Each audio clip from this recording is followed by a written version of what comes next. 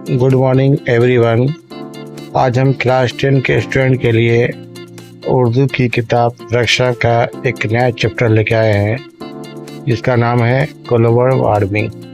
केवल global warming क्या है उसके बारे में आपको बताएंगे। तो ज़्यादा देर नहीं करते हैं, वीडियो को शुरू करते हैं। क्लास 10 के और क्लास 10 ही नहीं, क्लास 8 हो या क्लास 9 हो, हाँ 6 से लेकर ऊपर जितना भी क्लास है ना, उन सभी के लिए मजमून का जानना जरूरी है।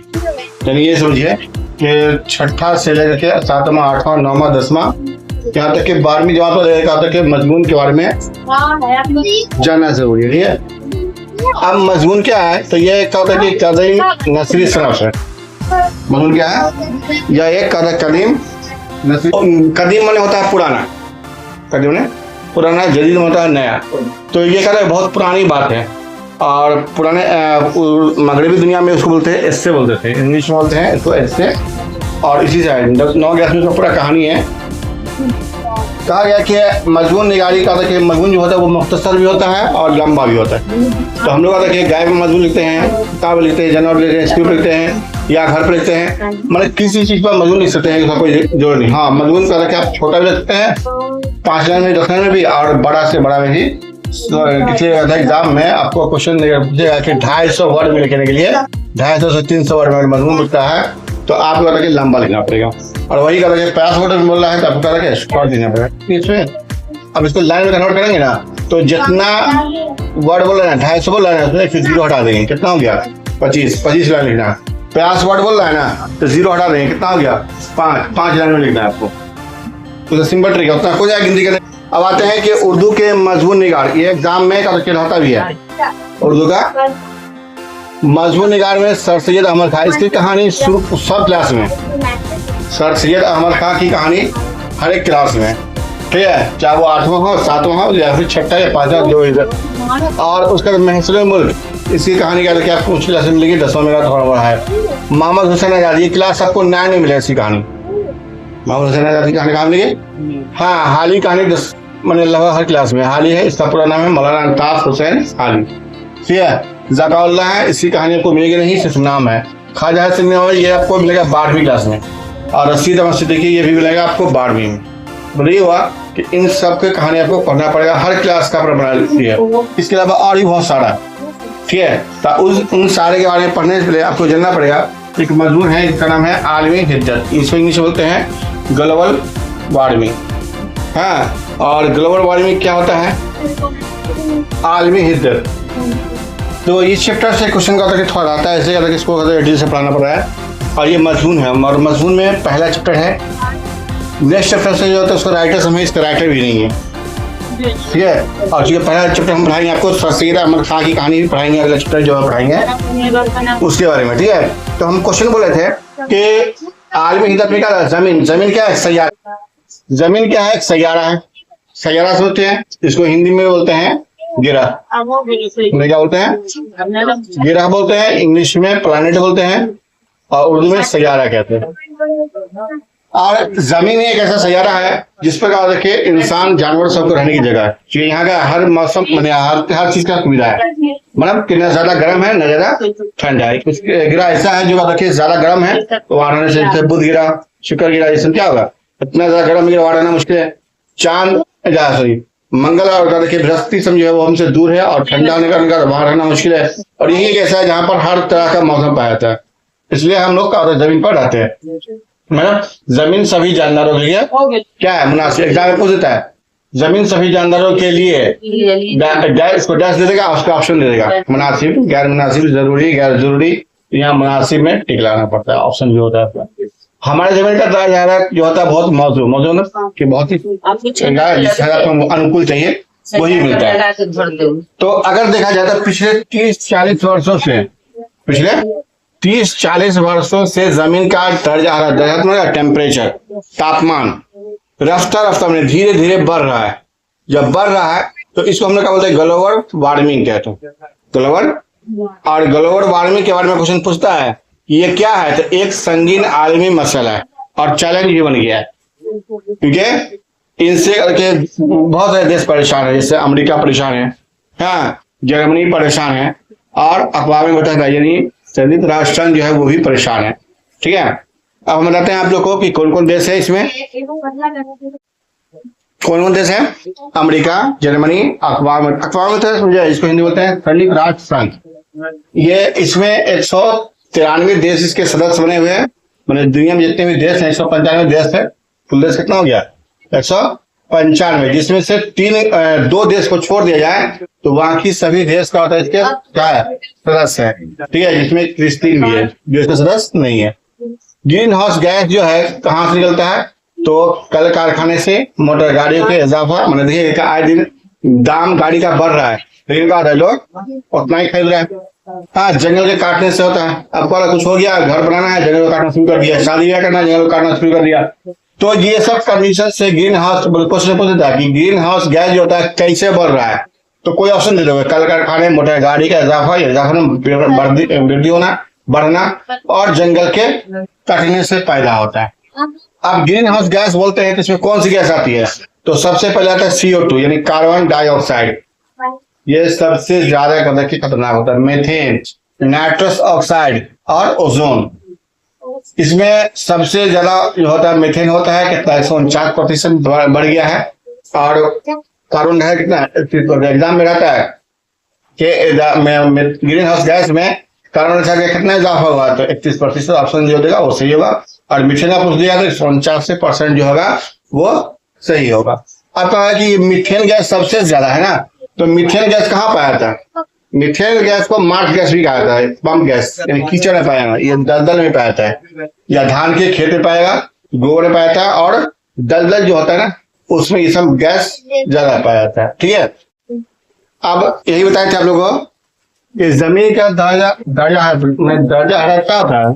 उसको बोलते हैं टेम्परेचर, तापमान। पिछले 100 वर्षों में कितना बढ़ गया? 0.7 डिग्री। और सी जो लिखा है ना, ये लिखा हुआ है सेल्सियस, हिंदी में लिखा है क्या बोलेंगे? सेल्सियस। तापमान कितना बैठा है, 9 से पढ़ा था शुरू चैप्टर में। अब आते हैं 21वीं सदी में, मतलब जो चल रहा है, 1 से लेकर के 6 डिग्री सेल्सियस तक बढ़ जाएगा। मतलब कि एक ही नहीं, 0.75 दिखा रहा है, 1 के करीब दिखा रहा है, उतना ही 1 से 6 बढ़ जाएगा। जैसे 6 तक बढ़ेगा ना तो समुद्री बर्फ पिघलने लगेगा। यानी समुद्र में जो बर्फ है ना वो करके पिघलना शुरू हो जाएगा। जैसे आपने सुना होगा कि टाइटैनिक जहाज डूबा था ना, वो कहा किस कारण से?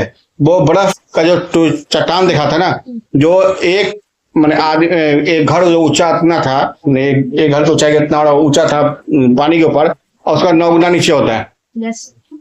तो उस समुद्री जो जितना बर्फ है ना वो सब पिघलने लगा। पिघलने से बांग्लादेश जो समुद्र के किनारे है, मालदीव, और समुद्र के किनारे हमारे देश जो है गोवा वगैरह समझो आता है, या फिर केरल वगैरह समझो आता है, ये सब क्या होगा?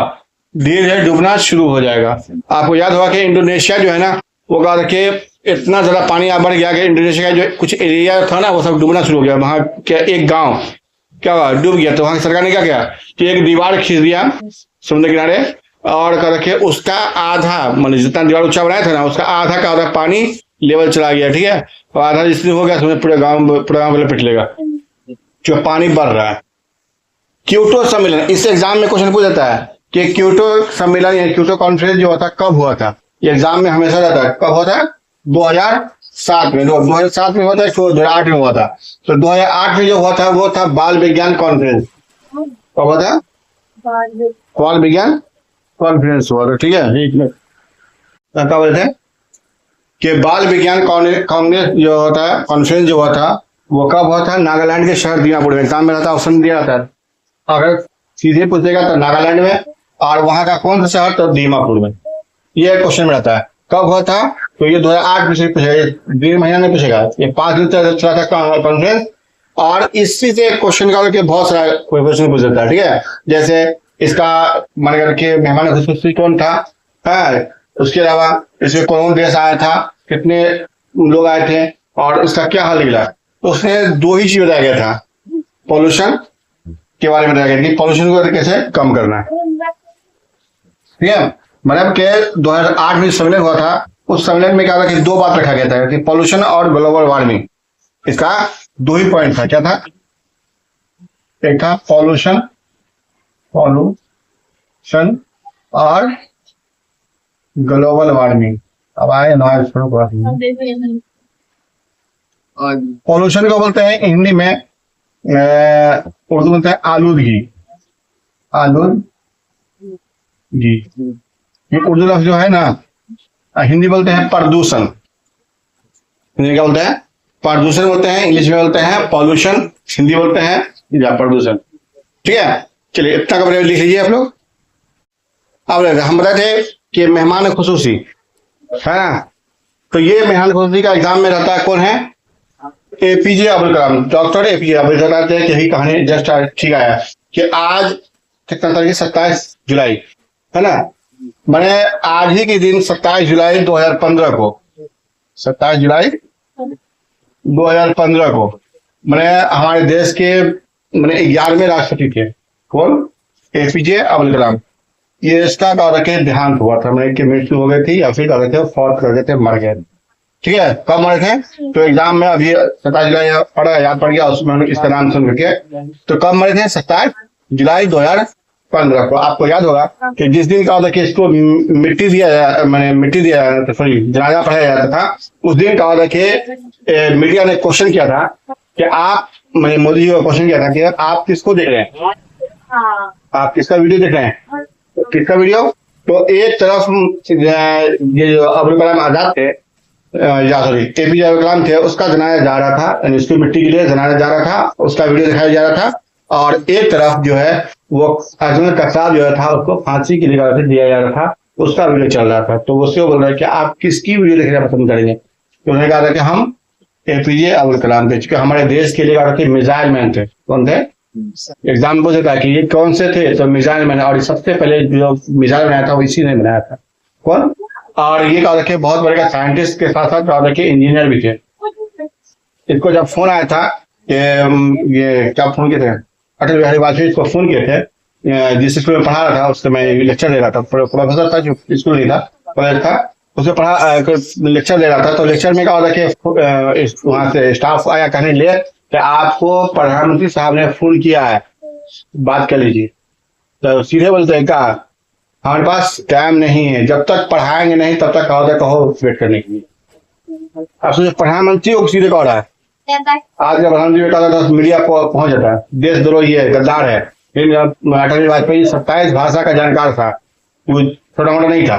तो क्या हुआ? उसने कहा ठीक है वेट करते। पढ़ा के जब आया उसने कहा कि आपको राष्ट्रपति बनाया जा रहा है।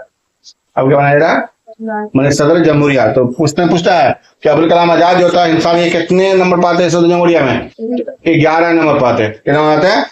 11 नंबर पाते हैं। और इन्होंने कहा था कि देश में 2002 से लेकर 2000 का था कि 7 तक 257 हाँ 2007 तक कहा था कि इन्होंने क्या किया? जमहूरिया के पोस्ट पर रहा।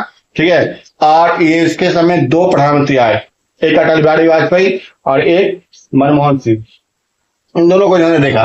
खैर, तो इसके बाद देखिए मुल्क के उस समय जो ग्लोबल वार्मिंग हुआ था, तो उसमें क्या होता है कहा नागालैंड में, तो मुल्क के 32 मैंने 32 देश के लोग शामिल हुए थे, जिसमें स्टूडेंट को कितना बुलाया था? स्टूडेंट को कितना बुलाया था? 556। एग्जाम्पल बता दें, भूल गया कि अब्दुल कलाम आजाद जब कहा कि राष्ट्रपति बने थे तो उससे पूछा गया था कि आप शपथ ग्रहण में किसको बुलाएंगे? शपथ ग्रहण में आप जो आपका शपथ ग्रहण होगा ना, हलफनामा दायर किया, हलफनामा में आप किसको बुलाएंगे? मेरे मामा को या भाई बहन को या फिर रिश्तेदार को या कोई सीआर को? तो उसने कहा कि हम जिस स्कूल में पढ़े थे ना उसके मास्टर को बुलाए। लो, आप पूरी हिस्ट्री ढूंढना शुरू कर दिया थी, उसको मास्टर कौन पढ़ाया था? पता चला कि एगो मास्टर जिंदा, उसमें से वही मास्टर जिंदा था जिस मास्टर के बारे में आता है कि उसने एक बार कहा था कि ये जा रहा था, और जैसे माना ये दोनों रूम है ना, इस रूम से निकलना था, उस रूम में जाना था, यहाँ क्लास चल रहा था, तो शायद से निकलना था, भाई कोई नहीं आ गया, कुछ निकले सर से सीधे निकल गया, बुला के लाया, बेत रखे होता इधर पहना है, वह बेत था, बेत से भाड़े बेत जो होता छड़ी होता है, भुआ रंग पे रखने वाला है, तो नया जमाना आ गया ना, तो बेत था, छड़ी मोटा डंडा था, उसको लेके रखा हुआ था, वो क्लास चल रही थी, पूरा स्टूडेंट सब भरा हुआ था, उसमें उसकी पिटाई करना शुरू कर दिया। ठीक है, जब तक बेत नहीं टूटा तो छोड़ा नहीं। बोला कि हमसे पूछे बिना भाग गया। आप देखिए वही का नंबर आ गया किसमें भाई, सब जिन मर गया था और यही तो ये मारा जब एग्जाम में पास किया था तो उसने कहा था कि हम वेद से जिसको मारे हैं ना वो कामयाब जरूर बनता है, तुमको कब कब कामयाबी बनता है हम देखना चाहते हैं। ठीक है, जब उसको बुलाया गया तो बोला कि ठीक है बोले थे ना तुमको, टीचर बोल रहा है राष्ट्रपति को, ये बोले थे ना कि हमसे जो वेद से मार खाता कामयाब होता है, तुम हो गए। ठीक है, तो वो 2 सूटकेस लेके आया था, 2 जोड़ा कपड़ा लेके आया था संसद भवन में। खैर चलिए फिर आगे नहीं जाते हम। तो स्टूडेंट वगैरह की खास तरकीब देता था कि पढ़ लिख के कामयाब बनाओ। तो कितने स्टूडेंट भाग लिए थे उसमें? 556। टीचर कितना आया था? 100। अब अगर किसी को बोले कि भाई कुछ ऐसा चीज बोलिए जिससे यूनिक हो, तो उसने क्या कहा कि हम अगर देश को हरियाली बनाना चाहते हैं ना, तो जितने भी नौजवान हैं 10 से लेके 17 साल, 10 से 17 साल जितने बच्चे हैं उसमें कितना थे? 20 लाख बच्चे को बोला गया था कि 20 लाख बच्चे अगर ये सब 5 गो पेड़ लगाएंगे ना, ओनली 5 पेड़, एक बच्चा 5 पेड़, तो 20 बच्चा मैंने 20 लाख बच्चा कितना पेड़ हो गया? 20 लाख को 5 से गुना कर दिए, 1 करोड़ पेड़ हो गया। 1 करोड़ पेड़ लगाएंगे तो देश हरियाली बनेगा। इसलिए कहा गया कि पेड़ लगाओ, देश को बचाओ। तो आज का वीडियो कैसे लगा बताना नहीं भूलिएगा। नेक्स्ट वीडियो आने वाला है वोटर आईडी कार्ड अप्लाई कैसे करेंगे 2025 के लिए, वो भी देख लीजिएगा। और आपसे यही कहेंगे चैनल को लाइक और सब्सक्राइब कर दीजिए। अब हमें याद दीजिए, अपनी दुआ में याद रखिएगा। जय हिंद, जय Bharat, have a nice day.